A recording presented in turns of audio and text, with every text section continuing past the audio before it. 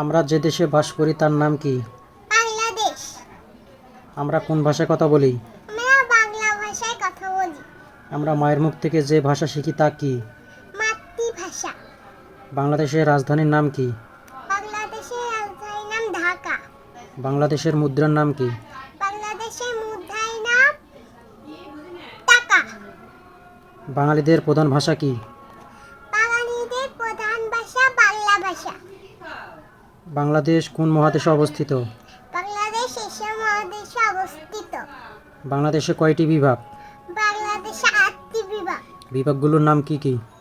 ঢাকা, চট্টগ্রাম, রাজশাহী, খুলনা, বরিশাল, সিলেট, রংপুর, ময়মনসিংহ। বাংলাদেশের জেলা কয়টি? বাংলাদেশের জেলা 64টি। বাংলাদেশের জাতীয় পতাকার রং কি?